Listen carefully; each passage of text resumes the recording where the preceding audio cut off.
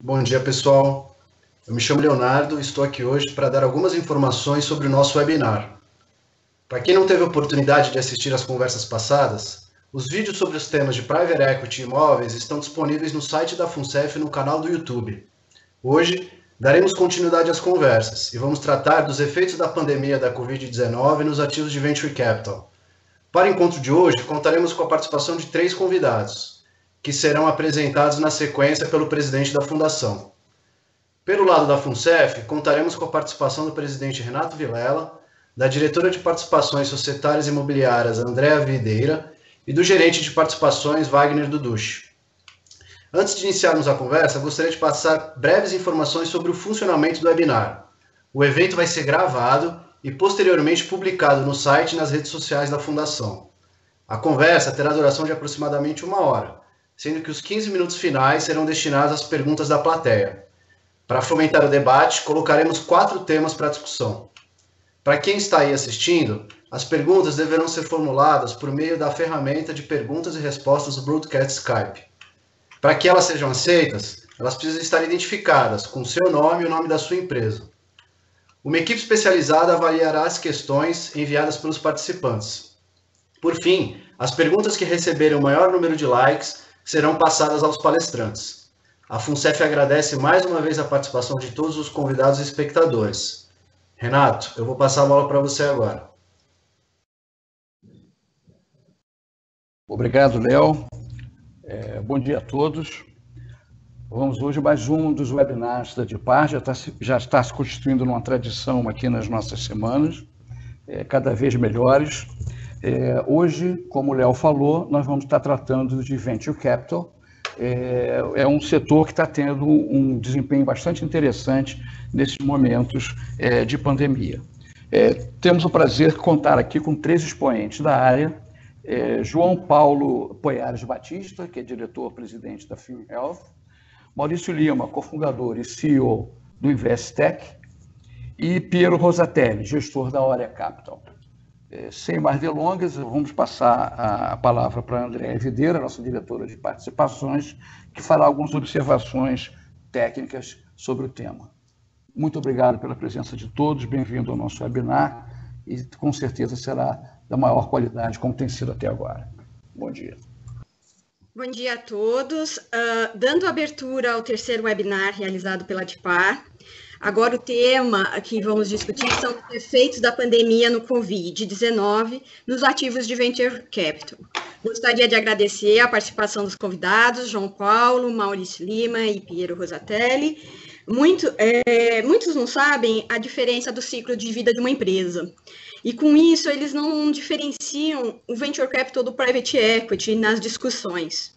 Então, a gente vê sentido em aprofundar um pouquinho e disseminar cada vez mais essa classe de ativo, e hoje a gente vai dar ênfase à subclasse, vamos dizer, que seria os Venture Capital, então, que hoje são geridos pela DIPAR. Então, antes de mais nada, eu gostaria que cada um dos convidados fizesse uma pequena descrição de cada um, para que a gente passasse depois para as perguntas. Vou começar primeiro com o João Paulo, aí em sequência o Maurício Lima e depois o Piero. Bom dia a todos. Em primeiro lugar, obrigado pelo convite a participar deste webinar. Acho que é importante, muito importante esta discussão para a nossa indústria e para a sociedade como um todo, um melhor entendimento do que é que está acontecendo neste momento difícil para todos, não só no Brasil, mas no mundo inteiro.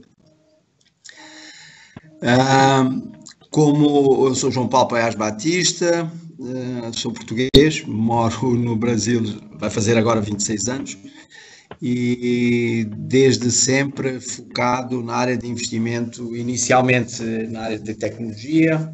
Fiz algumas coisas no imobiliário, mas muito complementar. O meu foco foi, de início, sempre TI e Telecom. Há uns anos para cá, comecei a estudar o mercado de saúde. Aliás, tive a oportunidade avaliar algumas empresas que atuavam na área de saúde, mas com fundamento em telecom, mas o foco na área de saúde, e optei por estudar e focar-me exclusivamente na área de saúde.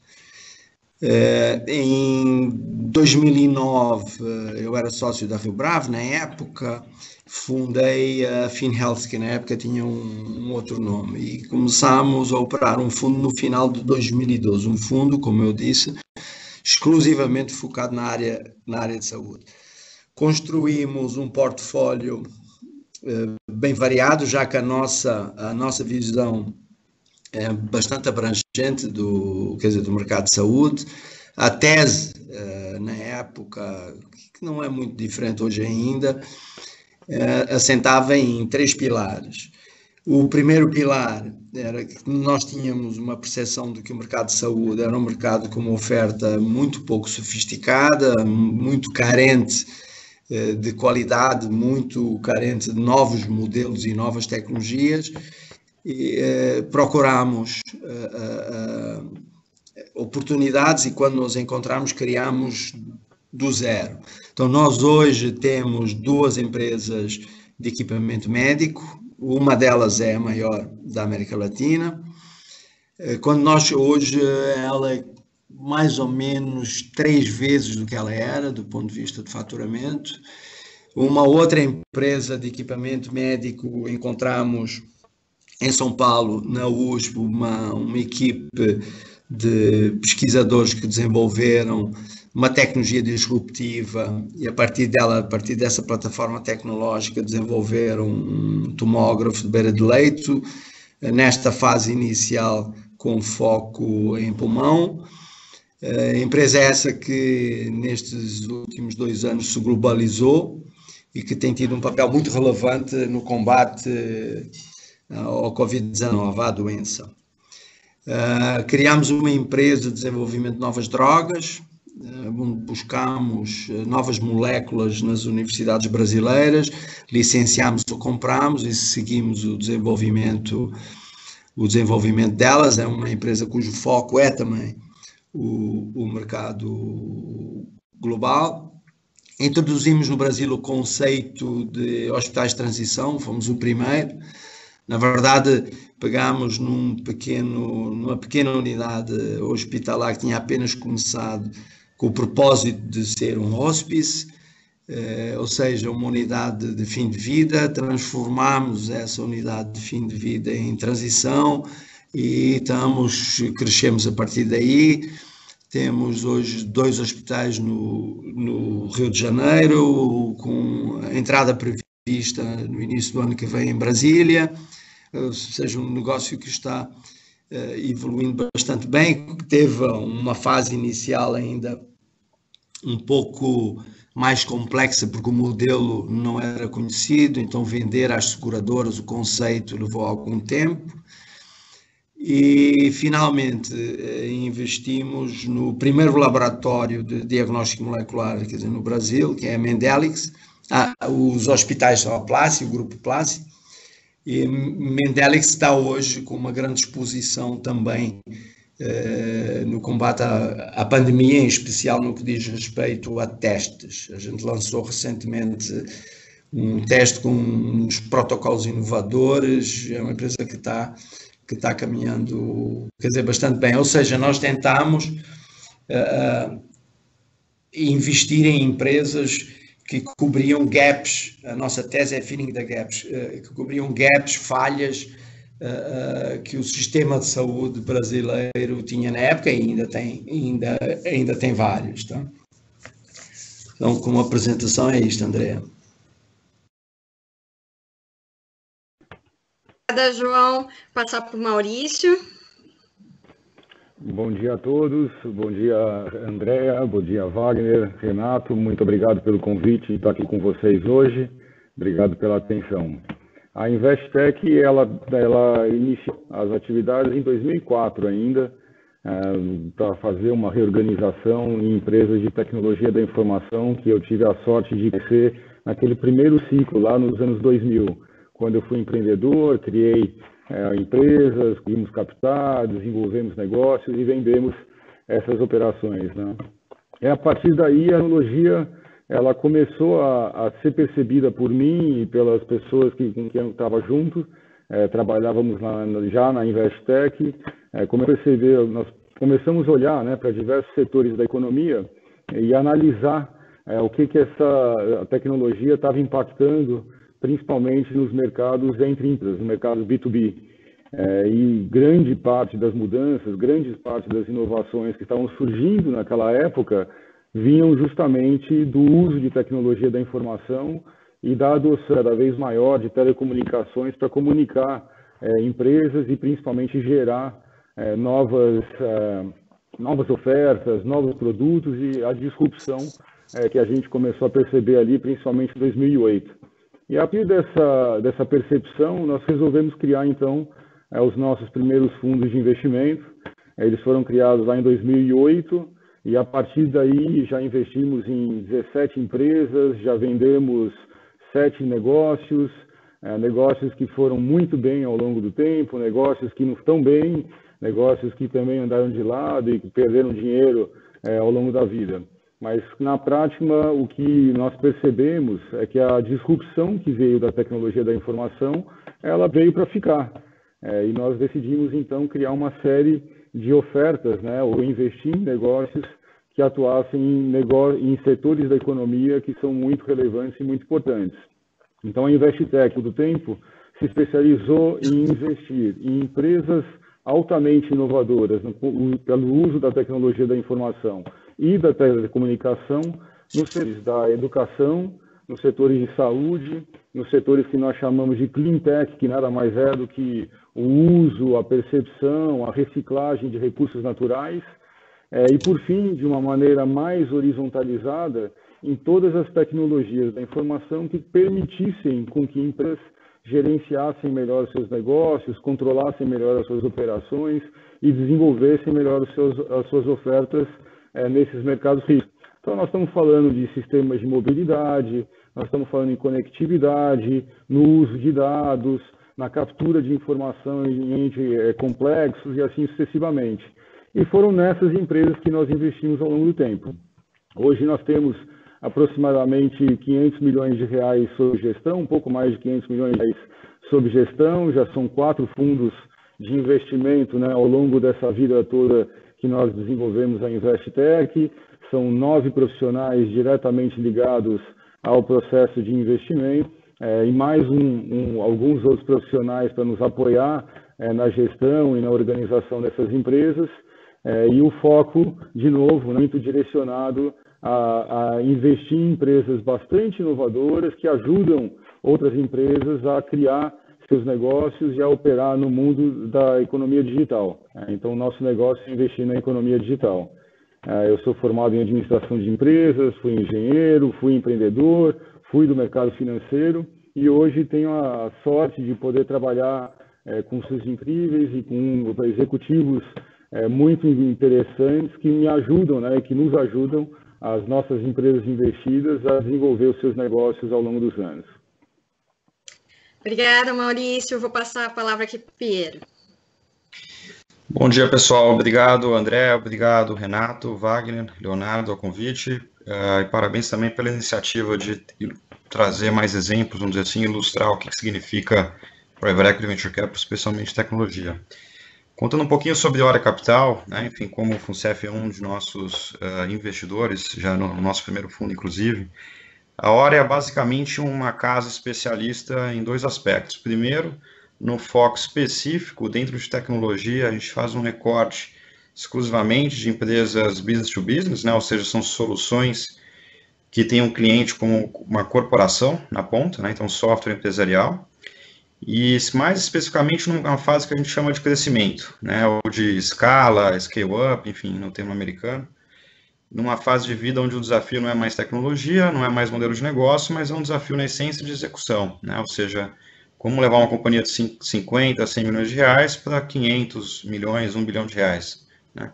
E o outro lado da especialização que a Hora tem, vem especialmente na experiência operacional dos meus 3 sócios, né, enfim, o Jorge Steffens e Paulo Caputo, na liderança de uma das primeiras companhias de software empresarial no Brasil, né, a DataSul, posteriormente na fusão com o Migosig e TOTS, né, e ao mesmo tempo também o Carlos Tessolini, que era coincidentemente o principal concorrente deles no mercado de ERP, especialmente para grandes companhias, onde ele fundou a Clockwork e criou primeiro um dos maiores canais, vamos dizer assim, de integração de SAP no Brasil, né. Posteriormente, assim como o Paulo e o Jorge, venderam suas companhias, enfim, depois de abertura de mercado, enfim, depois do processo de IPO, depois de receber um fundo, e decidimos, então, criar, vamos dizer assim, uma casa que fosse realmente gerida por pessoas com bagagem operacional. Isso faz um diferencial enorme no dia a dia, seja com os nossos investidores, nas escolhas dos nossos investimentos, mas especialmente no dia a dia com os empreendedores, né? Hoje a gente tem cerca de R$1 bilhão sob gestão, dividido entre 4 fundos, né? Desde 2012, com o primeiro deles, no qual a Funcef, inclusive, é o nosso investidor, com retorno médio entre eles aqui, com diferentes safras, claro, mas, enfim, em torno de 35% de TIR, com cerca de 2,7 de múltiplo do capital investido, né? E eu sou sócio da casa, gestor dos fundos também, desde 2011, né? Enfim, então, e estou aí desde 2009, na verdade, nesse segmento. Inclusive, comecei, enfim, na Investec, com o Maurício. É um prazer estar com ele aqui de novo. Obrigada, Priera. Vou começar agora com as perguntas. Antes de a gente começar com as perguntas para todos os convidados responderem, eu queria fazer uma pergunta específica para o João. João, nesse ambiente de pandemia, como está sendo gerir um fundo de saúde, voltado para o setor de saúde? Está difícil? Na verdade, está um grande desafio. Não sei se difícil, se fácil, mas um grande desafio. Está acontecendo um pouco de tudo, não é?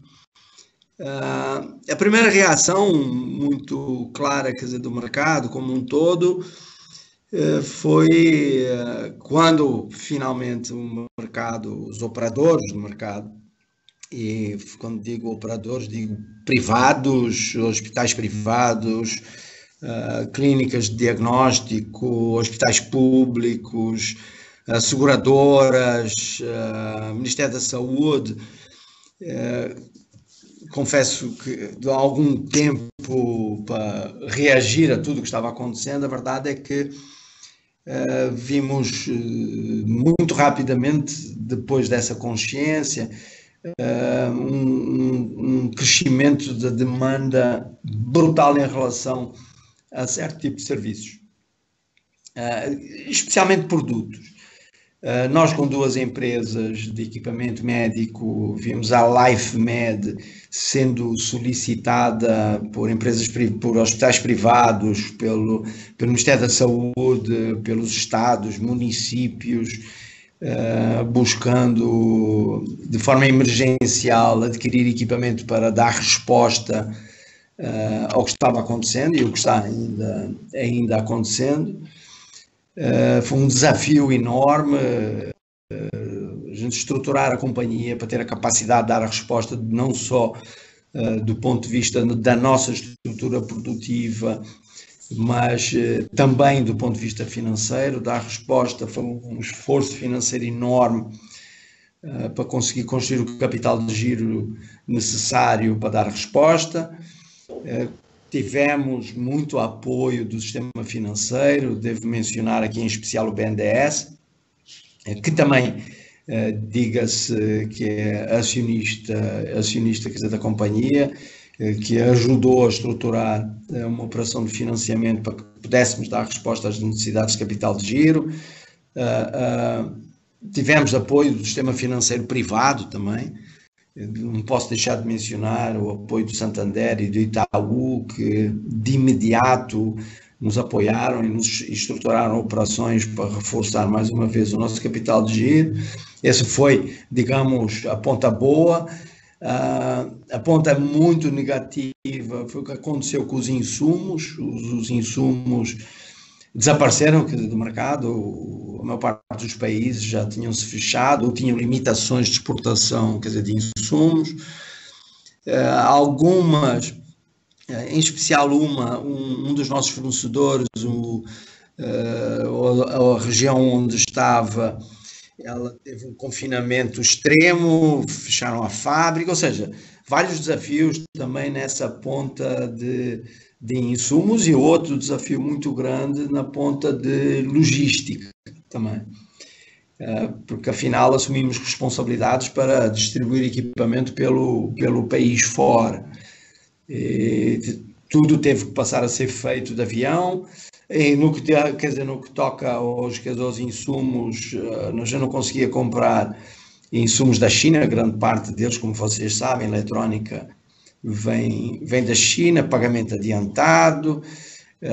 Também é verdade que, da altura, a nossa capacidade de produção ficou limitada, importação de algum equipamento, muito complexo esse processo, pagamento adiantado.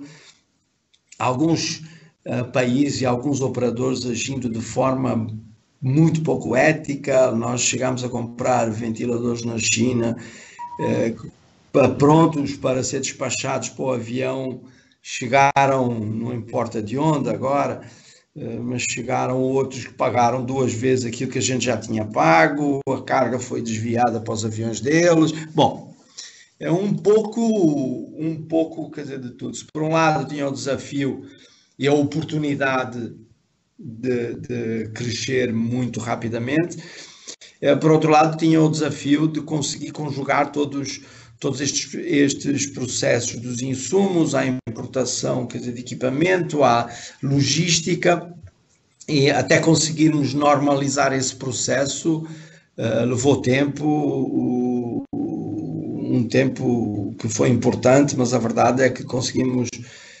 contribuir e estamos conseguindo contribuir de forma relevante para que tanto o sistema público como o sistema privado possa dar resposta a este desafio que a pandemia nos pôs.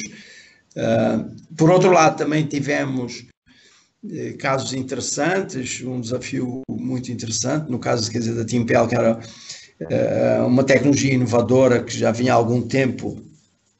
Estávamos com uma curva, com uma inclinação muito pequena ainda de maturação da tecnologia do ponto de vista do cliente.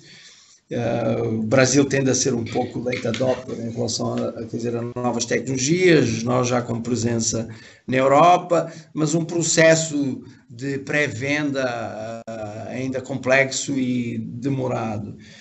E de repente parece que todo o mercado acordou, os médicos acordaram, os fisioterapeutas acordaram que o nosso produto agregava bastante valor no tratamento da doença, e a demanda desse produto aumentou 10 vezes, né? E lembrando que é uma empresa que era e ainda hoje é uma empresa pequena, e passámos por todo o processo de desafio também em matéria de insumos, fornecedores. Então foi um processo complicado, o redimensionamento das equipes, mais uma vez a estrutura de financiamento.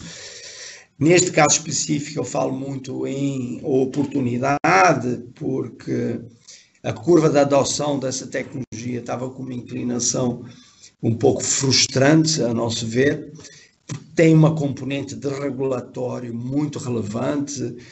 Aprovar o equipamento na Anvisa, isso está aprovado já há bastante tempo, a gente tem vindo a vender, quer dizer, no Brasil, mas o regulatório na Europa, o regulatório nos Estados Unidos, à medida que a gente introduz novos features, quer dizer, no equipamento, o torna mais eficaz, mais produtivo, passa por um novo processo, quer dizer, regulatório, mas é um processo que, bem ou mal, acaba se acelerando nestes momentos de crise, porque as autoridades locais percebem o valor da máquina, então o processo de repente se acelera, ou seja, na verdade, a curva da adoção dessa inovação, de repente tinha uma inclinação de, digamos, 25 graus, ela, a dada altura, passa a ter uma inclinação de 60 a 70 graus. Então, e isso é muito óbvio, que é um um movimento que não passa só por este momento. Na verdade, a crise, a doença, nos ajudou de alguma forma a mostrar quanto valia e quanto vale esse equipamento para tratamento de questões pulmonares, em especial em pacientes que estão em processo de ventilação mecânica, tanto invasiva como não invasiva, né? Então foi um pouco misto, quer dizer, das duas coisas. Tem oportunidade por um lado, mas desafios muito, muito relevantes. Na outra ponta dos serviços, em especial no que toca aos serviços hospitalares, vivemos momentos de grande preocupação, porque durante o primeiro mês nós conseguimos evitar que o quadro viral impactasse nas nossas operações hospitalares, mas era inevitável, nós tínhamos consciência disso. O vírus acabou entrando por via de um colaborador, de um médico, e se foi espalhando pelas nossas unidades. Então o desafio de lidar com uma coisa nova, a nossa capacidade de identificar rapidamente os sintomas, na altura não haviam testes ainda disponíveis, o processo todo de parceria com hospitais capazes de receber pacientes de alta complexidade, né? Nós somos uma unidade de transição, não somos uma unidade de alta complexidade. No nosso conceito de transição, nós temos unidades de semi-intensivo, isso nos deu também alguma capacidade de resposta, de apoio de ventilação, quer dizer, dos pacientes, e teve um desafio brutal que, de um momento para o outro, mais uma vez, não é? Como eu referi nas outras duas empresas, os insumos dispararam. Nós tivemos insumos, máscaras, por exemplo, batas, equipamento de proteção pessoal para médicos, desinfetantes hospitalares. As máscaras chegaram, para vocês terem uma ideia, a nos venderem máscaras 10 vezes o preço que nós estávamos habituados a comprar, quer dizer. Então foi um desafio muito grande, até normalizarmos, conseguimos estabilizar, procuramos novos fabricantes, chegámos ao ponto de comprar não tecido e arranjar costureiras para produzir para nós, né? E depois abrimos isso para outros hospitais, mas foi um desafio muito relevante também. Conseguimos isolámos os pacientes, a proibição de visitas, bom, toda a política que não só nós fizemos, mas todos os hospitais fizeram, alguns problemas, lidar com as famílias, alguma complexidade, tivemos alguns óbitos. Chegámos a ter, para terem uma ideia, 54% do nosso pessoal nos hospitais infectados, ou seja, em casa, em quarentena. Desafio também de encontrar novos profissionais. Então, todo um processo com alguma complexidade. Durante um mês em especial, vimos o nosso faturamento cair em 20%, com uma tendência de poder vir a cair mais, mas conseguimos controlar o contágio interno, conseguimos controlar com critérios muito rígidos de avaliação, tanto dos colaboradores como dos pacientes, controlar. Hoje não temos ninguém infectado, quer dizer, nos hospitais, tivemos alguns óbitos, mas não passaram de 6, e acabámos conseguindo controlar esse processo. Recuperámos todas as equipes e entramos agora numa fase diferente. Começámos a receber solicitações dos seguros de saúde para receber pacientes pós-Covid, com sequelas graves, e então estamos montando um protocolo. Já recebemos pacientes pós-Covid, já temos hoje um número relevante de pacientes pós-Covid, e estamos no processo de reabilitação desses pacientes. Então, em parceria em parceria com alguns médicos, no caso em São Paulo, médicos pneumologistas. Um deles foi quem inventou o Enlight, que é nosso sócio na Timpel, desenvolvendo protocolo para apoiar na reabilitação dos pacientes que passaram processos mais graves nos hospitais de alta complexidade, né? Lembrando que nós atuamos só no mercado privado, ou seja, só com operadoras. Então, recuperamos a nossa posição, quer dizer, de mercado e, na verdade, pusemos o pé no acelerador para a expansão. Estamos hoje já, as obras de expansão do nosso Hospital Botafogo, quer dizer, retomaram. Tivemos problemas, aliás, no meio desta pandemia, basicamente a prefeitura parou, o próprio construtor não queria correr o risco de pessoal trabalhando, então tivemos alguns atrasos, quer dizer, no processo de expansão. Hoje já está pé no acelerador. Está já no pé no acelerador a contratação de 2 novos hospitais, quer dizer, em Brasília. Espero que isso seja relevante para a FUNCEF em Brasília. Então, as coisas retomaram, mas apanhámos um susto grande, muito preocupante. O presidente da empresa, que é médico, foi contaminado, ficou em quarentena. Foi assim, um momento de grande emoção para todos nós.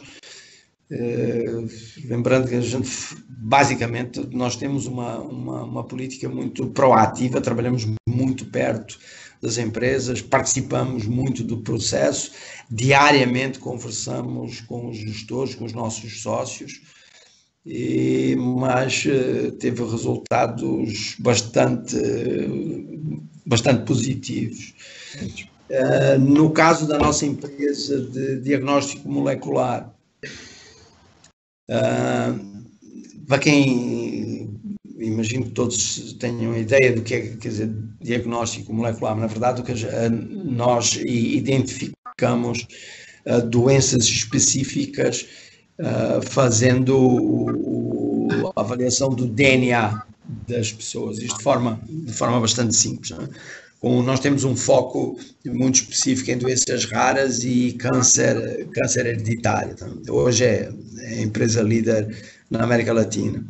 Um co-investimento que fizemos, foi o Piero que falou da TOTUS, um co-investimento que fizemos com o Laércio Cosentino, com o Family Office dele.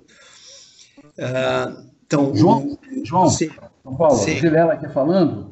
Oi. Eu só desculpe te interromper, mas está tão interessante, tá? Porque você está trazendo uma dimensão da própria atividade, né? A forma como a gente consegue não só entrar no dia a dia da operação das empresas que são investidas, mas principalmente das dificuldades que a gente tem, que muitas vezes, no nosso nível de envolvimento, a gente passa desapercebido. Eu queria te agradecer. Nós temos aqui algumas questões ainda, principalmente para o Maurício e para o Piero.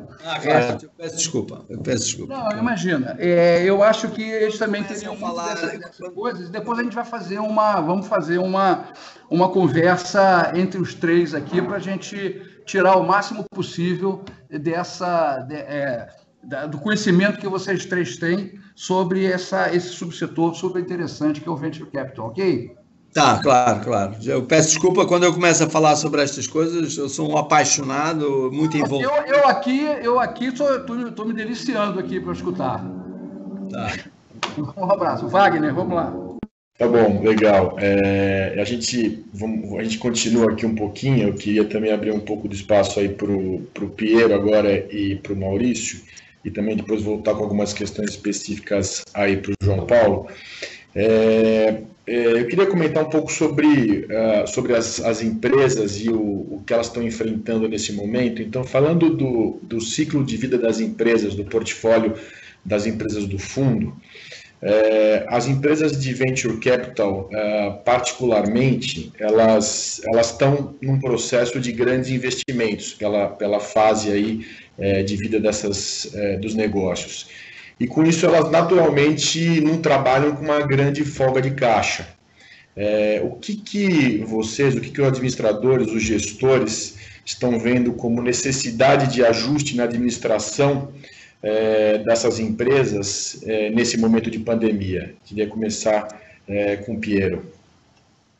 Ótimo, Wagner. Boa pergunta, sem dúvida. Foi o que a gente passou, especialmente de março a abril, e vem ainda monitorando, né? Mas de forma sucinta, dá para se dizer que primeira reação, né, e não é tão diferente da crise brasileira que a gente passou ali de 14 a 17, mas quando a gente vê a crise se materializando, a primeira reação é, obviamente, colocar um pouco mais on hold, vamos dizer assim, ou suspenso grandes projetos, até que a gente tenha mais previsibilidade, né? Então, estou falando aqui terceira semana de março, algo assim, onde a gente começou a ver contaminação em São Paulo e viu que de fato iria se desenhar uma crise, né? Então as coisas realmente são suspensas, vamos dizer assim, alçadas, né? Enfim, projetos grandes são suspensos até a gente ter mais clareza, primeiro ponto. Passado isso, a gente conseguiu ver que, primeiro, a gente não teve aumento de cancelamentos de contratos, né? Lembrando que no modelo que a gente investe, creio que boa parte também que a Investec também investe, são modelos de software como serviço, né, onde tem uma subscrição, né, um aluguel de software, vamos dizer assim, na sua maioria dos contratos. Então, essas companhias que são clientes das nossas empresas investidas não tiveram um cancelamento maior em função da crise e também a gente não viu até agora, vamos dizer assim, um atraso de pagamento significativo em função da crise, né. Obviamente, se dá pela natureza do segmento dessas companhias, né, e desse modelo de negócio. São exatamente essas soluções das nossas empresas que permitem os clientes deles, né, enfim, as corporações, atuarem de uma forma digital, né, que inclusive em função da crise se tornou uma necessidade imposta, né, enfim, inclusive da noite para o dia. Tem alguns casos a gente viu inclusive aumento de demanda, né, enfim, o que é um pouco paradoxal quando a gente pensa em uma crise, né. E especificamente com relação ao modelo de negócio do investimento em si, nesse segmento específico do business to business, né, mais ainda do modelo do software como serviço, as empresas são rentáveis a partir já do seu segundo, terceiro ano de vida, com seus 30 milhões de reais de receita, ela já tem uma margem bruta dos seus 70%, né, então ela tem capacidade sozinha, vamos dizer assim, de fazer boa parte dos investimentos. A maior parte das companhias que a gente investe são rentáveis já, né. Então elas não dependem de uma sequência enorme e rápida de rodadas cada vez crescentes, né? Como você tem no que a gente imagina quando a palavra venture capital aparece, né? Enfim, investimentos mais ligados ao consumidor, enfim, como o Nubank, iFood, o que está mais em mídia e mais popular.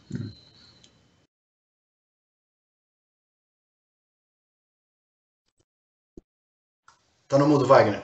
Desculpa, eu estava no mudo, gente. Maurício, você podia complementar para a gente? Claro, acho que o Piero colocou bastante bem o modus operandi, ou o que poderia e precisou, na verdade, ser feito nas empresas, né? Os nossos ativos, eles são ativos que já estão num ciclo muito mais de conquistar mercado e de desenvolver relacionamento com os clientes de uma maneira bem mais rápida do que ainda testando um produto, do que desenvolvendo um novo negócio, etc., né? Independente desse cenário, foi sim necessário a gente olhar para dentro de cada uma das companhias, junto com os empreendedores, junto com esses empresários, e entender muito bem o uso do dinheiro, né? Como elas vinham em ciclos de crescimento muito grande, então todas com margem bruta, como o Piero bem colocou, e é interessante essa né, busca pela rentabilidade do negócio pelo negócio. Mas o crescimento acelerado, ele demanda caixa, né? Você tem que financiar o seu cliente, você tem que, de alguma maneira, colocar um equipamento lá no cliente, e isso custa dinheiro, que depois você tem um payback em determinado período. E, obviamente, esse modelo, quando chega uma crise como o Covid, ele precisou ser alterado, né? Vamos olhar para dentro de casa para entender a que ritmo de crescimento a gente consegue operar, dado que tem aqui um novo, né, uma nova normal dentro do mercado. E foi isso que nós fizemos. Então, a primeira preocupação foi basicamente olhar para as famílias, né, para os executivos, para os funcionários, entender que todo mundo estava salvo, ter certeza que a empresa, em paralelo a isso, tinha capacidade de operar e continuar atendendo os seus clientes, e a partir daí começamos a olhar para a caixa, começamos a olhar para cada um dos setores em que essas empresas atuam e continuam fazendo negócios, para entender também como que eles seriam impactados dentro desse cenário todo, né, da pandemia. E aí, a partir daí, medir o uso do caixa e começar a regular a velocidade de crescimento. Então, acho que o bonito do nosso modelo, que ele é um modelo também dedicado ao mercado corporativo, é que você tem contratos de longo prazo, você tem relacionamentos que exigem, né, pagamentos mensais e etc., e de alguma maneira você sim ajuda o seu cliente, você sim consegue financiar o cliente, né, num cenário mais complexo, mas você continua tendo uma receita, você continua tendo a rentabilidade. E uma percepção que a gente teve muito interessante dentro da carteira é que algumas empresas que não vinham gerando caixa justamente por conta do crescimento, quando você reduz a velocidade do crescimento de 30%, 40%, 50%, em alguns casos até 80% ano contra ano, né? Quando você reduz esse crescimento para 10%, 20%, 30% em alguns casos, às vezes até mais, as empresas começam a gerar caixa, que era a nossa grande preocupação. Uma coisa importante, né, nesse cenário todo é que o banco, né, que poderia ser uma alternativa de financiamento para essas companhias, ele some, ele deixa de existir nesse momento. Então, a gente teve sim a preocupação de ajustar, né, essa questão do caixa, que foi a principal preocupação. A partir daqui, a gente começou a tentar entender quais seriam os novos cenários da economia, né? O que vai acontecer, como que cada um dos setores que as nossas empresas atuam vai e como que a gente pode, enfim, se beneficiar também desse momento, né? E esse é um ciclo que a gente está vivendo agora. Então, é um ciclo de usar de uma maneira muito inteligente o dinheiro e colocar esse dinheiro para funcionar dentro das empresas para fazer com que o crescimento não seja prejudicado. Então, a gente viu isso, está vendo isso e está bem focado em tentar, né, fazer com que as empresas cresçam. Ao mesmo tempo, e só para complementar super rápido aqui, a gente também atua em empresas com menores ainda, né? Então, a gente tem duas famílias diferentes, com duas equipes que pensam de uma maneira muito complementar, mas que atuam em empresas ou iniciantes, negócios com faturamento de 2 até 20 milhões de reais ano, e uma outra família, que é a nossa principal vertente de negócios, e negócios que atuam 30 milhões de faturamento ano para cima.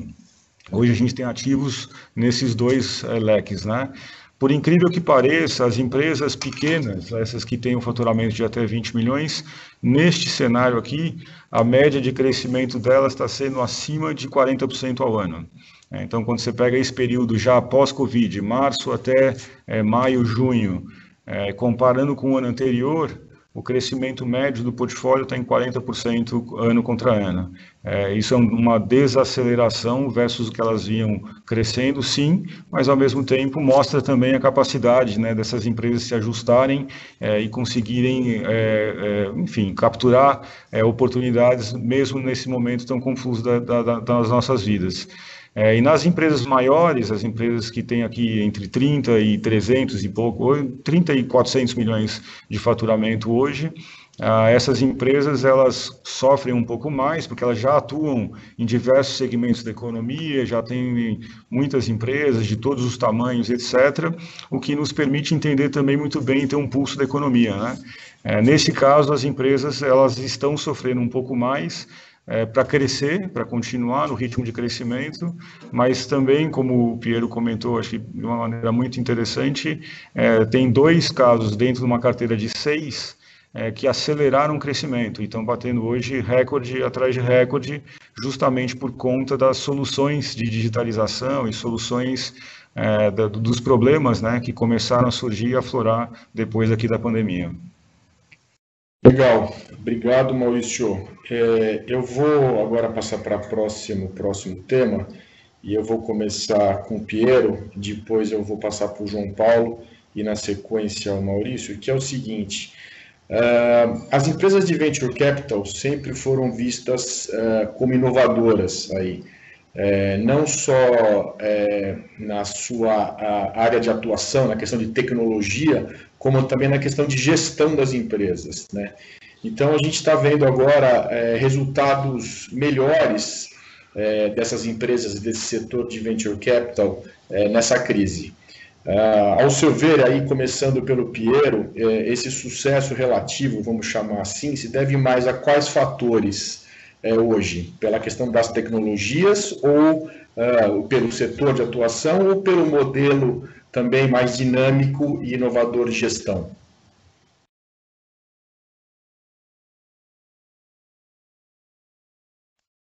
Não sei se o Piero está na linha. Está no mudo. Começa com o João, ô Wagner. Começa com o João. João, você está na linha? Estou. Então, Estava vamos no lá. mudo também. Acho que, francamente, um pouco das duas, não é? Acho que não é só nenhuma, nem só a outra. Uma coisa é muito claro, quer dizer, a capacidade de resposta, a capacidade de adaptação que as empresas, as pessoas que tocam as empresas e nós próprios que temos que ter em situações destas é muito claro, não é? Então, uma rápida capacidade de resposta, capacidade de adaptação para enfrentar situações que ninguém conhecia antes. A verdade é que, pelo menos na minha geração, ninguém tinha passado por nada disto, é muito relevante. Agora, não podemos deixar de dizer que neste momento alguns aspectos associados à inovação tecnológica foram determinantes, não é? O facto das empresas estarem conseguindo lidar com a crise, as novas tecnologias que nós desenvolvemos na área de diagnósticos, o novo modelo de negócio na área de serviço de prestação hospitalar e de equipamento médico foi muito relevante para que nós transformássemos uma grande ameaça numa oportunidade, de facto. Isto, quer dizer, é inegável. Então tem um pouco das duas, mas há um aspecto que eu entendo que é muito relevante aqui, né?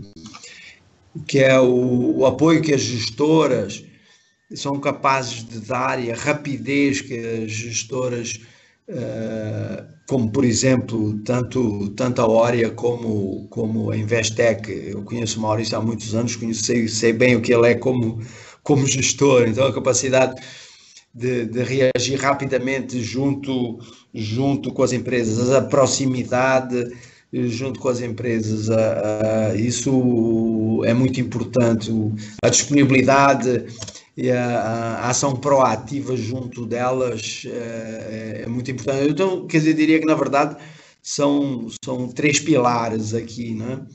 Não é só um, mas os três, não é? Ótimo. Eu vou passar agora na sequência para o Piero para complementar a visão dele em relação a essa questão. Ok, estou de volta aqui, pessoal, desculpem. Mas realmente, como o João Paulo comentou aqui, né, enfim, eu acho que respondendo a sua pergunta, Wagner, são ambos, né, enfim, tanto pelo setor de atuação em si, essa performance, vamos dizer assim, relativa, seja o resto da economia ou até talvez outras classes de fundos, enfim, mais de private equity em si, de empresas maiores, mais tradicionais estabelecidas, né. Então, o setor de atuação, como a gente já tocou aqui antes, no nosso caso específico aqui do business to business, né, são soluções que estão permitindo que as companhias operem digitalmente, tanto dentro de casa, vamos dizer assim, né, o work from home, né, o trabalho aqui remoto, né, essa dinâmica, enfim, numa corporação, por exemplo, como um GPA, enfim, que tem lá suas dezenas de milhares de funcionários, enfim, como você virar da noite para o dia isso, né, então soluções dentro de casa, mas eu diria que cada vez mais no que toca especificamente o consumidor, né? Enfim, então como engajar um consumidor de uma forma 100% digital agora, seja no ciclo dele de descobrir o seu produto, no ciclo de venda em si, ou entregar um certo serviço, né?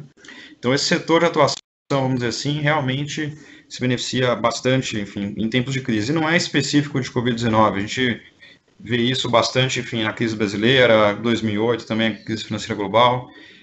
Só de curiosidade, hoje os múltiplos, né, enfim, de empresas listadas nessa categoria de software como serviço na Bolsa Americana, enfim, estão 25% maior, né, enfim, mais caras, vamos dizer assim, ou mais precificadas do que no pré-Covid, né? Então veja que curioso, enfim, claro que tem efeito de juros baixo, no geral, maior, uma parte explica isso, mas a outra parte, com certeza, são soluções que permitem as empresas trabalharem de uma forma digital. Mas tem também uma parte de gestão, como a gente falou aqui, desse modelo de negócio eficiente do ponto de vista de capital, onde você tem, sim, margem bruta de uma fase inicial e não precisa necessariamente só se valer de grandes investimentos, né, enfim, e grandes rodadas de capital a cada ano para atingir crescimento, né? O modelo de crescimento é eficiente, né, e resiliente, especificamente no business to business. Legal. Maurício, você podia complementar? Eu acho que minha visão, Wagner, acho que respondendo, é que o setor que a gente atua e o setor que essas empresas, né, atuam, então lá no mercado e etc., eles impõem modelos de gestão diferentes. Então, na verdade, a gente não pode ter empresários normais e tradicionais como gestores dessas empresas. Eu estava pensando aqui, essa semana eu tive uma conversa muito interessante com o presidente lá, CEO de uma das nossas investidas, né? Então, lá pelas tantas, ele vira para mim: Maurício, o controle é super importante, não tem a menor dúvida, mas fazer é mais importante ainda. Então, como é que você, né, vai enxergar isso numa empresa tradicional, quadrada, toda organizada e etc. E na prática, essa conversa já permeou diversas outras que a gente tem com esses nossos empresários, né? E o que para nós está muito claro, como o setor ele é um setor muito agressivo, que muda muito rápido, que você tem competidores entrando e saindo o tempo inteiro e atrapalhando o teu relacionamento com o cliente, né? Esses empresários, eles desenvolveram uma capacidade muito interessante, eu acho, que de reagir a essas mudanças rápidas, né? Então, quando a gente enfrenta uma pandemia, que é um cenário caótico, muito complexo e muito ruim para todos nós, a resposta que essas empresas dão, na nossa visão, né, elas são muito inteligentes, são muito rápidas e eles conseguem rapidamente corrigir o rumo e o direcionamento dessas operações. Eu acho que um dos desafios que nós como gestores temos é justamente conseguir navegar, né, e surfar com eles essas mudanças e ajudá-los e apoiar um pouco com o que a gente enxerga numa companhia que está fazendo bem, vamos tentar levar isso para as outras empresas, com a nossa experiência no passado como empreendedor, como executivos, como mercado financeiro, mercado de telecom, mercado de operação, como que a gente pode, né, de alguma maneira trazer essa nossa experiência e ajudá-los a surfar a onda. Mas eu acho que é uma consequência, na verdade, desse setor tão dinâmico, né, e tão novo que essas empresas atuam. Eu concordo. A velocidade da tecnologia, a gestão tem que acompanhar essa velocidade também das tecnologias, das inovações. Perfeito. E a gente chega à conclusão que as duas coisas têm que caminhar junto, né? A tua colocação foi perfeita. Uma outra questão aqui, eu acho que também bem importante, é o seguinte. Tem uma pesquisa feita aí pela Inside Venture Capital Brasil que divulgou que houve um crescimento de investimento em Venture Capital em 2020, mesmo aí com o momento que a gente está vivendo. Como é que está essa questão para vocês, para as gestoras? Mesmo com a pandemia, vocês estão conseguindo captar novos fundos ou recursos? Como é que ficou essa questão de novas captações aí para vocês? Eu queria começar, não só também de fundos, mas também para recursos para as empresas. E eu queria começar aí com o João Paulo. Começando a falar das empresas do nosso portfólio. O processo de captação para aquelas que precisam, não é? O processo de captação para essas empresas está funcionando de forma bastante eficaz. A pandemia não tem não tem, pelo menos até agora não percebemos nenhum impacto, as coisas estão andando. Semana que vem vamos assinar um acordo de investimento de um fundo dos Estados Unidos numa das nossas empresas. Estão funcionando razoavelmente bem, sem grande impacto. Talvez pelo segmento em que estamos, as empresas têm chamado muita atenção, talvez isso também tenha ajudado, esteja ajudando.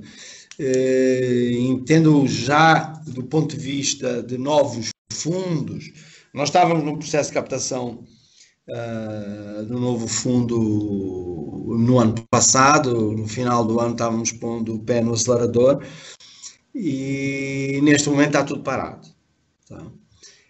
Está retomando, na verdade, para ser mais exato, as coisas estão retomando agora, quer dizer, recentemente. Esta semana o contacto voltou, o interesse voltou,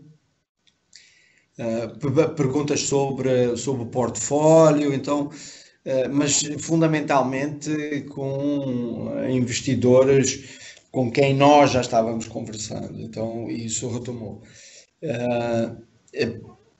Não quer dizer que outros não estão disponíveis para conversar, mas é muito claro que este processo de captação junto de investidores com quem nós ainda não conversamos é um processo que vai ficar mais para a frente.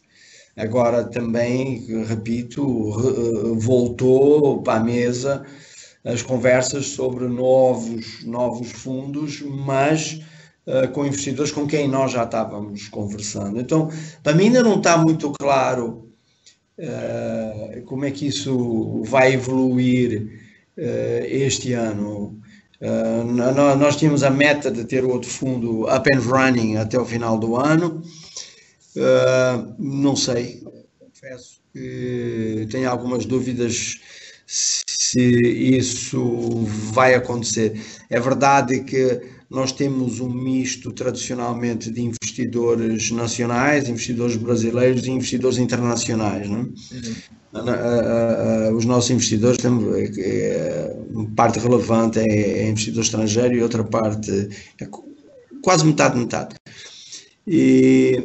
Então não sabemos ainda, eu estou avaliando como é que vai acontecer. Agora, repetindo, com as empresas não identificamos problemas nenhuns, os processos andaram, evoluíram muito bem, então não estou preocupado nesse aspecto.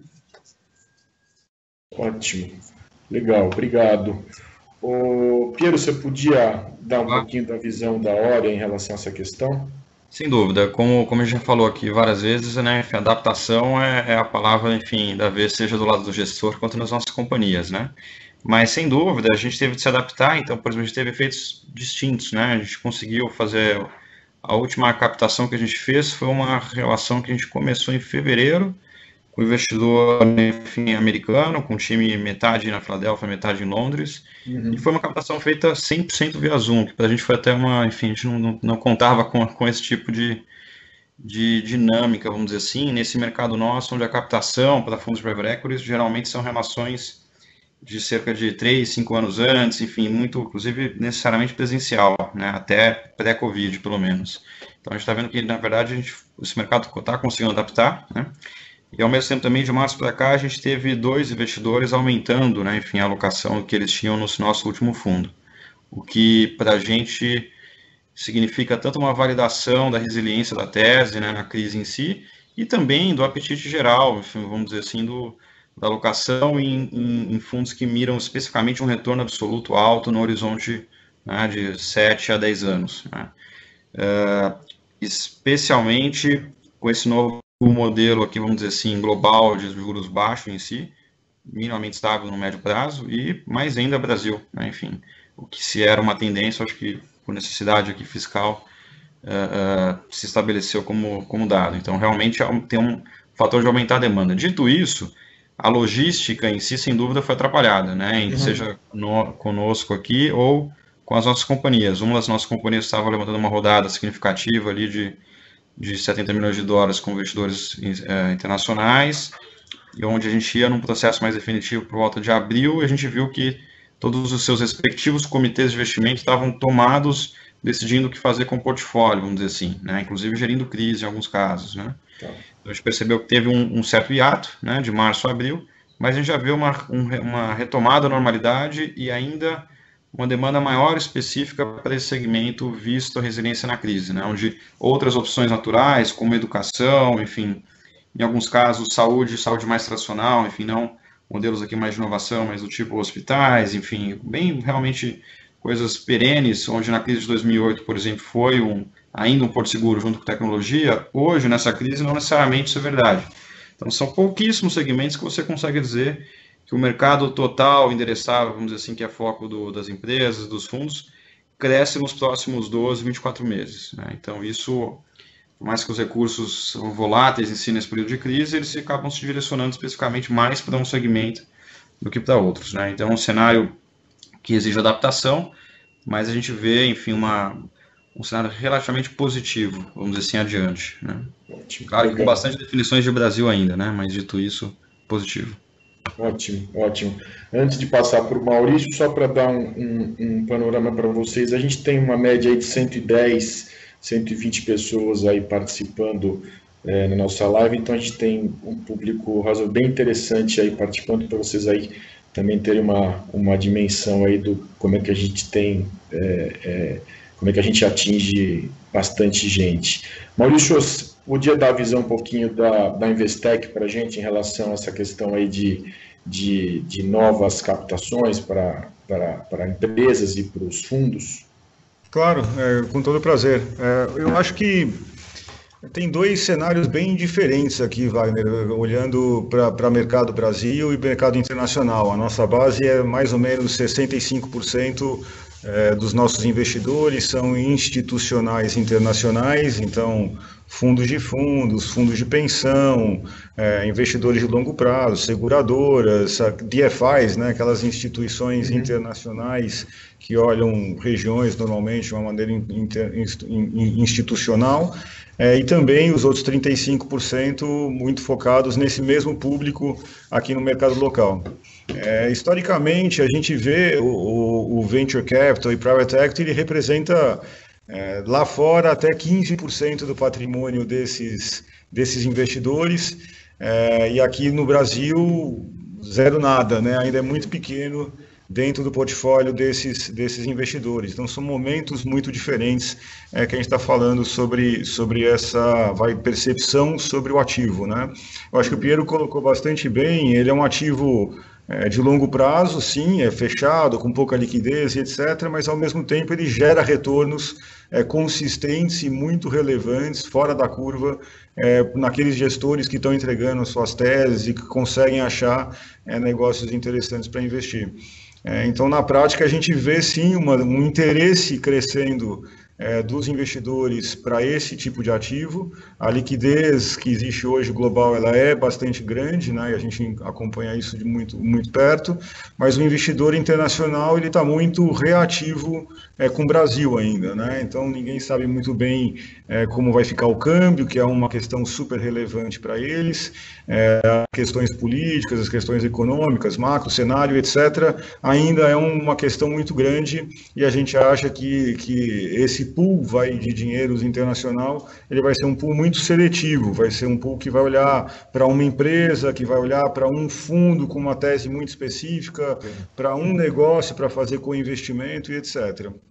Olhando para os investidores locais, a gente viu uma mudança aqui na composição interessante, que famílias, né, e principalmente investidores privados, que olhavam muito para a renda fixa, né, os rentistas aí ao longo dos anos de Brasil, com taxas de juros muito altas, quando começam a se dar e perceber taxas de juros de 2,20 ao ano, isso aqui para eles é um problema, né? Então, a gente começa a perceber um maior interesse desses investidores em entrar nesse tipo de ativo, né? Então, a gente acha que vai acontecer, os fundos de pensão, principalmente os um pouco menores e os privados, já se moveram em direção a esses ativos, e a gente entende que isso é, enfim, uma curva de aprendizado, né? Que vai acontecer para cada vez mais ter um crescimento. Dito isso, o ciclo está mais longo, o ciclo está bem mais longo, bem mais complexo de avançar. A logística, acho que o Piero também está sofrendo, mas a logística ela mudou, então você tem que se adaptar rápido. Então o processo digital está ajudando muito, né, toda a parte de data room, toda a parte de comunicação e etc. remota, claro que permite manter o contato, mas ainda tem um passo vai muito lento de adoção pelos investidores nesse negócio. Então a gente acha que vai tomar um pouquinho mais de tempo do que a gente gostaria. Ao mesmo tempo, os fundos que estão captados, né, gestores que têm recursos na carteira hoje, eles estão procurando bons ativos. E aí, no nosso caso, assim como o da Oria e também do João, com a FinHealth, são ativos muito resilientes, né, nesse cenário aqui, que estão se mostrando aquela tese que a gente viu lá atrás, né, por razões diferentes ou por ângulos diferentes, cada um de nós, são ativos que estão se provando como vencedores, né, para um próximo ciclo aqui eu acho que de mundo até. E na prática o interesse por esses ativos cresceu e a gente está vendo na carteira uma movimentação mais interessante para investidores colocando dinheiro e ainda, talvez não no valuation, no cenário de valorização desses ativos que a gente considera interessante, mas muito curiosos, né, para entender o que pode ser feito, o que pode eventualmente colocar o dinheiro, quais são os planos de uso desse dinheiro, e aí, obviamente, isso acelerar, né, o crescimento dos nossos ativos. Então, acho que são momentos diferentes para os ativos e momentos diferentes para os novos fundos. Legal. O Piero começou uma questão aí que a gente até percebeu que tem uma questão aí do nosso público, e eu vou aproveitar e colocar essa questão, e aí eu vou deixar o Piero por último, porque ele começou com esse tema, e eu vou colocar aí primeiro para o Maurício e depois para o João, que é o seguinte: a situação trazida pela pandemia chegou a impactar de alguma forma a cadeia de suprimentos do segmento que as companhias investidas atuam? Isso impactou nos negócios, resultados? Acho que o Piero começou a falar um pouquinho isso, e como a gente viu que tem algumas questões, essa questão específica, eu queria estender para o Maurício e depois para o João Paulo, para falar um pouquinho sobre isso, sobre o impacto na cadeia das empresas investidas. Acho que, no nosso caso, muito pouco, Wagner. O insumo dessas empresas é a cabeça, né? É a mão de obra. Então, a gente tem uma das primeiras preocupações que a gente teve foi em manter, né, o grupo dos nossos executivos e dos nossos funcionários, colaboradores, saudável. Hoje tem mais ou menos 5.000 a 6.000 famílias dentro do nosso portfólio. E a gente queria ter certeza, né, que essas 6.000 famílias estavam saudáveis, estava todo mundo bem, estava todo mundo com capacidade, enfim, de saúde, não só as pessoas, como suas famílias também. Então essa foi uma das nossas grandes preocupações. E a partir daí o impacto foi muito pequeno, porque como é tudo baseado em software, então muito pouco do nosso portfólio hoje depende de um hardware que vem da China ou que é eventualmente colocado dentro do cliente ou que é produzido aqui no Brasil e etc. E aí a gente viu o impacto sendo praticamente inexistente, para te falar a verdade. O que a gente viu, sim, é uma maior dificuldade dessas nossas empresas servirem os seus clientes, né?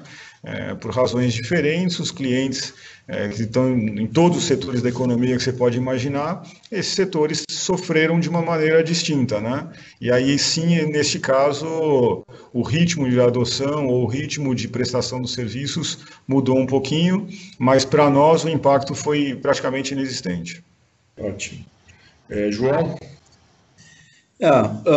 Nós tivemos impacto, aliás, sentimos impacto praticamente todas as nossas empresas. do ponto de vista como eu já tinha dito há pouco, do ponto de vista dos insumos, em especial nos serviços hospitalares e equipamento médico, teve um impacto relevante. A dificuldade de acesso a esses insumos, o preço deles aumentou substancialmente. Temos problemas, sim, conseguimos resolvê-los procurando novos fornecedores, procurando alternativas, conseguimos, mas o facto é que o preço médio, digamos, o custo médio dos insumos aumentou, tá? Não teve impacto na rentabilidade, porque bem ou mal é que também os preços do produto final também aumentaram, tá? Isso no que diz respeito, quer dizer, a equipamento. Teve também impacto a questão do dólar, tá? Porque a maior parte destes insumos são importados. Também usando um pouco esse argumento, podemos subir um pouco os preços. Já nos serviços hospitalares não, contratos já firmados com as seguradoras, ou seja, sim, sentimos um pouco na rentabilidade dos hospitais, porque realmente o preço dos insumos subiu bastante.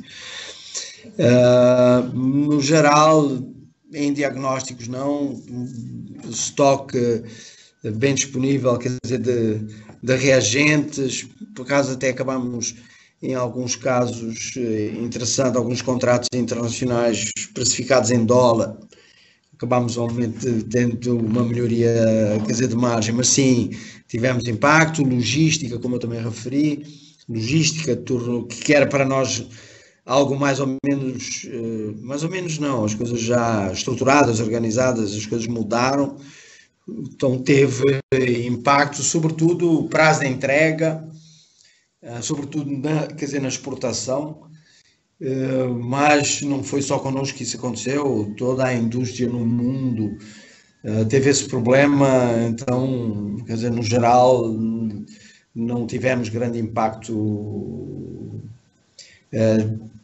Tivemos algum, mas nada de muito sério que tenha impactado o valor das empresas, digamos. Uma preocupação que nós sempre tivemos, em especial no que diz respeito a equipamento médico, foi fazer um preço justo.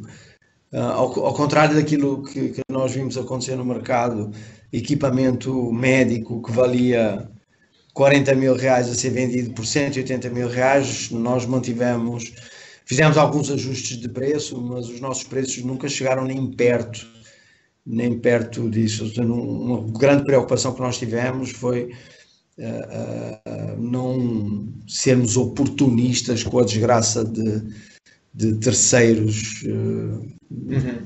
Foi isto. Legal.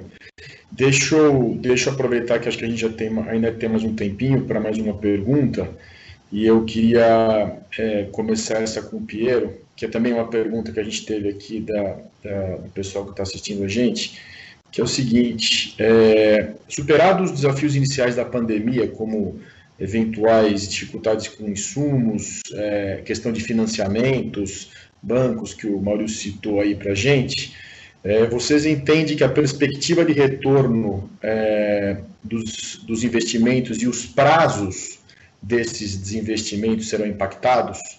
Acho que é uma boa pergunta, não só em questão do retorno, mas também na questão de prazo. Isso é uma coisa importante. E eu queria começar aí pelo Piero. É uma ótima pergunta. Acho que um dos pontos que talvez a gente até agora não cobriu mais especificamente, mais diretamente. Então, respondendo o prazo, falando aqui de fundos onde a gente tinha a maior parte do portfólio em fase de desinvestimento, de saída, né? E saída significa aqui, na maior parte dos casos, vender as nossas companhias investidas. Então, outro player maior, tipicamente na sua maioria, enfim, um player global, que quer entrar, enfim, e se beneficiar do mercado brasileiro ou América Latina, começando pelo líder regional, enfim, que isso traz vantagens que vão de tempo, a capital, a dinheiro, a adaptação. que no direto tipicamente é muito complexo, né, para uma companhia de fora, ou mesmo uma brasileira entrando no segmento fazer, né. Então, tipicamente, no mercado de tecnologia, expansão é metade quase ali, feito por aquisições, né. Então, dito isso, nesses fundos, com certeza, sim, a gente tem um alongamento aqui de pelo menos seus 6 meses de processo que estavam em execução, né.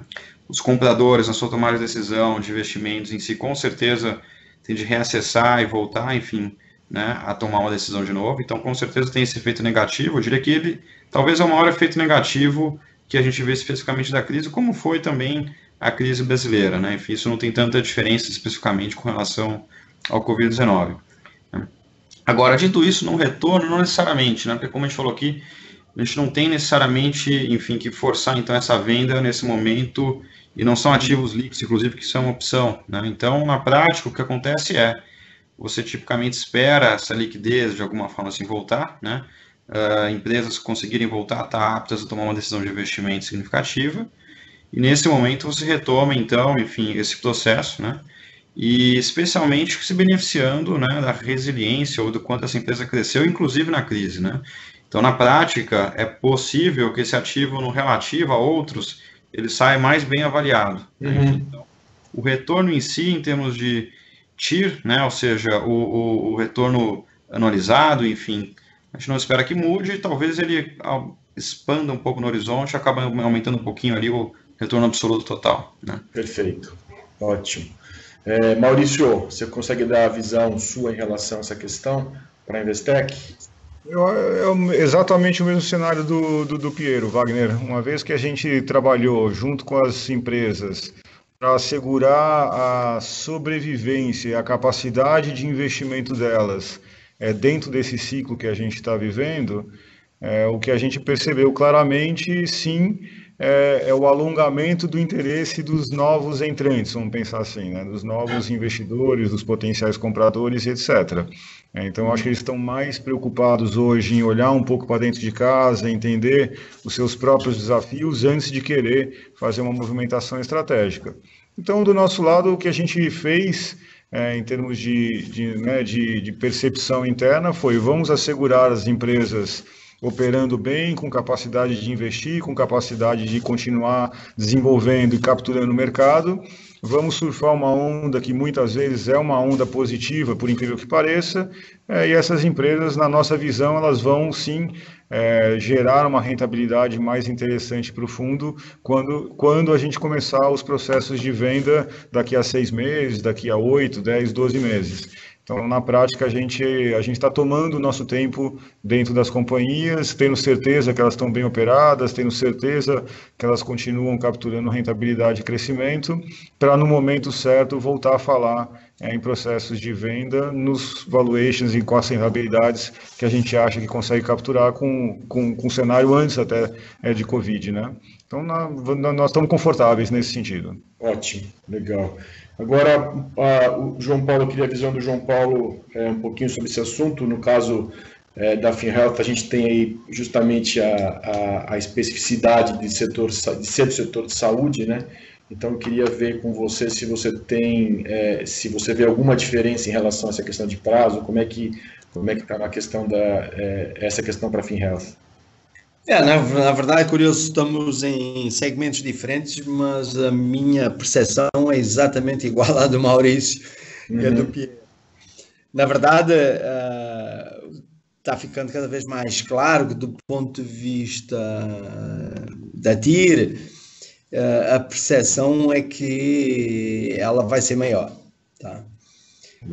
Porque o crescimento das empresas acabou acontecendo de forma mais rápida, a consolidação delas também. Por outro lado, em linha com o que o Maurício disse, a gente percebe que os outros players, alguns deles, todos eles, aliás, na área de saúde, mas alguns deles saem fragilizados, quer dizer, da crise, com uma necessidade de olhar, quer dizer, para dentro e de se estruturarem e ver de que forma o mercado vem a seguir. No nosso caso, o impacto acabou sendo positivo. Nós temos um grau de inovação muito grande no segmento de saúde, não só do ponto de vista tecnológico, mas do ponto de vista de modelos de negócio. E no ambiente brasileiro isso nos catapultou, nos puxou muito para cima. Mas isso já não é bem verdade em empresas maiores e mais estabelecidas. Estou-me lembrando, por exemplo, do sistema hospitalar privado, quer dizer, brasileiro, não é?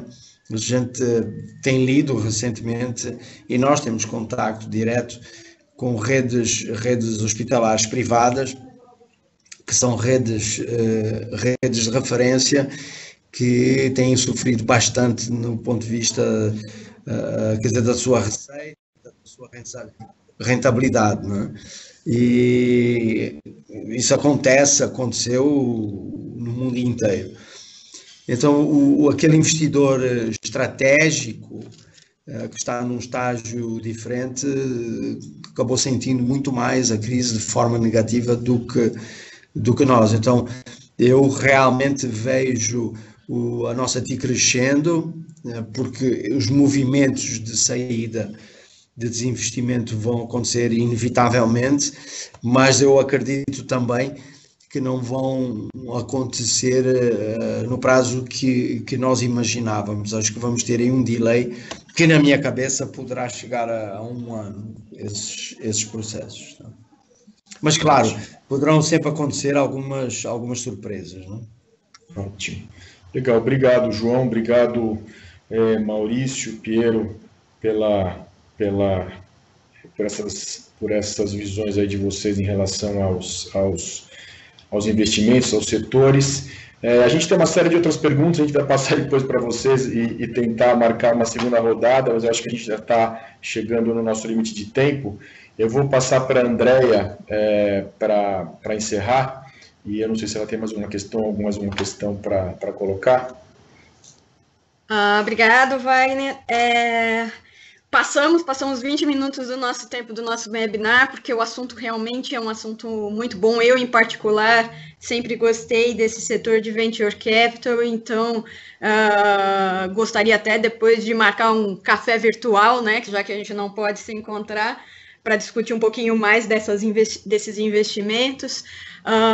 Mas vamos ter que encerrar, infelizmente, o nosso webinar. Quero agradecer a presença do João, do Maurício, do Piero. Sei que nesse momento é difícil a gente parar, às vezes, um tempo de 1 hora para dedicar, mas é muito importante para nós que somos investidores conhecer um pouquinho o dia a dia do que está acontecendo com as gestoras e com os investimentos.